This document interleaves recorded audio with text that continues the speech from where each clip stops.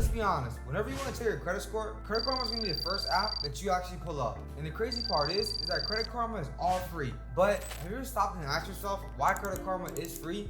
I mean, if you look at any other credit app, they're going to go ahead and charge you a monthly subscription or a one-time fee to pull your credit report. But Credit Karma doesn't even charge you a penny. Last year, Credit Karma made over $2.3 billion in just revenue alone. Now, here's the wild part. Credit Karma's business model doesn't charge a single user a penny. Instead, Credit Karma gets paid from the lenders via affiliate commission. So what happens is that whenever you log into the Credit Karma app, you're going to be able to see all of these different pre-approvals, whether it's for a loan or even a credit card. Credit Karma is going to advise you that you do pre-qualify for these products. So how this all works is that Credit Karma has a partnership with the lender. So every single time a user applies on Credit Karma for a loan or even a credit card, the lender will automatically pay Credit Karma a commission fee. Now, the funny part is, commissions do vary. People with bad credit will usually qualify for higher interest loans and also credit cards. So lenders automatically pay Credit Karma a lot more for people with bad credit because they can be able to go ahead and make more and more money from them. Now, this isn't the case with people with great credit because people with great credit usually have a lot more options and they get charged lower interest rates, so the lenders can't make as much money from them. So that's why commissions for people with great credit is going to be a lot less than people with bad credit. So let's go ahead and break this down. So Credit Karma, you're not considered a customer. Instead, you're considered a product. And the lenders are technically Credit Karma's customers. Credit Karma just has the whole platform so more users can be able to join and take advantage of all their programs. Now, usually what happens is that subprime lenders, which are lenders that loan to people with worse credit, actually pay $200 per lead to Credit Karma. So that's exactly why Credit Karma is flooding you with high interest loans and also high interest credit cards at 25, 27, even 29%. Now, it's actually happened to one of my clients where he had a 620 credit score and all the pre-approvals that he was getting was around 27%. Not knowing how much this would affect his credit score, he actually ended up applying and getting approved for the credit card. And what happened was he ended up maxing it out because he couldn't keep up with the high interest rates.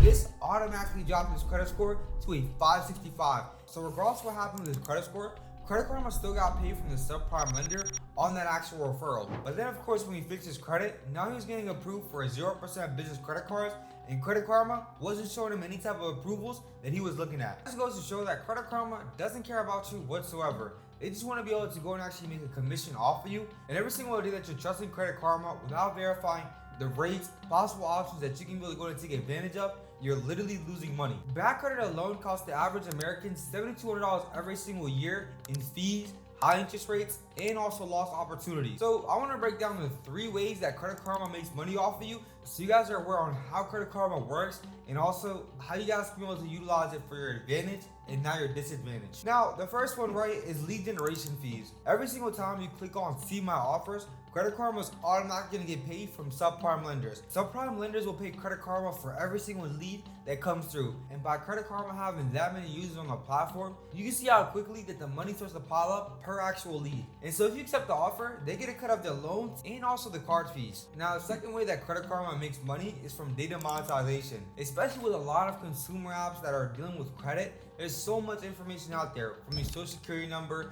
to your address to even your date of birth.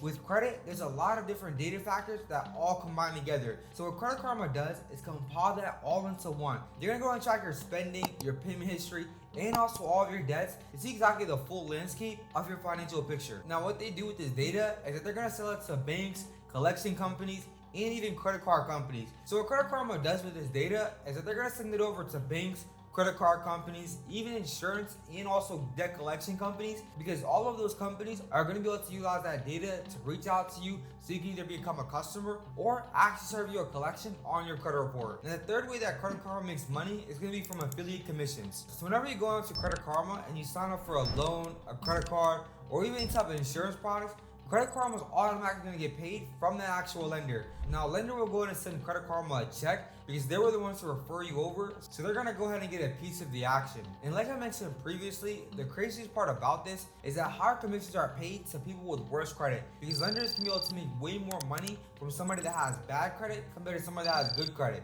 So they're automatically going to pay a higher commission. So by this point in the video, you should really understand that Credit Karma is not necessarily rooting for your credit success.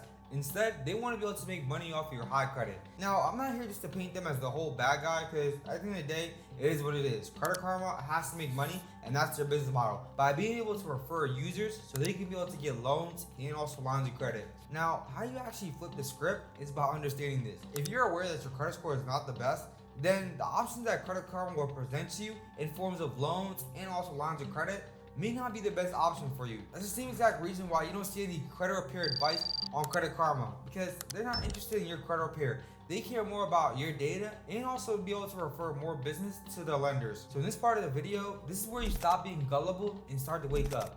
Because now that you know that Credit Karma doesn't necessarily care about your credit health, now you're able to go ahead and better navigate your financial journey. But don't worry, I actually broke this down into 5 easy steps that you guys can be able to take action so you know exactly what to do. The first step is, although Credit Karma is great, it doesn't show you the full picture. It doesn't include Experian. The only credit bureaus that Credit Karma includes is going to be Equifax and also TransUnion. So what I want you to do is go to myfreeannualcreditreport.com. That's authorized to give you a free credit report every 7 days. And it's from all 3 credit bureaus. Now, step number 2 is you want to go and look for errors. 70% of all credit reports have some type of error. So it's your job to be able to go and look through your credit report and find those errors. As soon as you go ahead and find those errors, which leads us to step number 3, is to go ahead and dispute those items. You want to go ahead and remove any negative item that's on your credit report. What you'll do to get these items removed is use the laws that you were given in the FCRA, which is the Fair Credit Reporting Act, and also the FDCPA, which is the Fair Debt Collections Practice Act. These are 2 sets of laws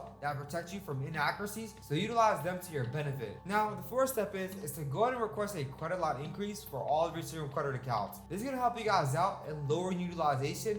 But if you do have negative items on your credit report, what I would do is remove those negative items first and then be able to go and ask for a credit line increase.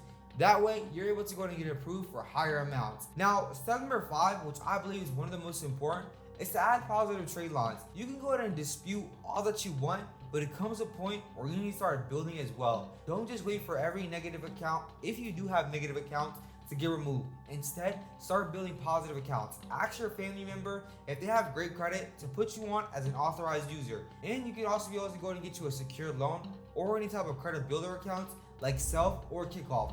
Now, I don't want you to rely on credit builder accounts, but they do help you building out new credit just to be able to get started. And then later on, you'll be able to get approved for a better account. So here's a controversial truth. Credit Karma doesn't necessarily want to see you win. They want to make sure that the lenders, which are their customers, get the most amount of bang for their buck. If it was up to Credit Karma, they'd rather have more people with bad credit than people with good credit. But that's exactly where you flip the switch and understand their angle so you can be able to utilize it for your benefit. So by this point in the video, you should understand that waiting another single day is costing you way too much. So stop losing to high interest, lost opportunities, and fines and fees that rack up every single day. Instead, take action today to remove any bad credit you may have. And if you have good credit, keep on building yourself so that way you're able to get one step closer to your financial goals. Now, if you guys could, go ahead and make sure to subscribe. Your boys on the road to 10K. So go ahead and tap the bell notifications below to get updated on all the latest videos that we're dropping. And like always, I'll see you at the top, my boy.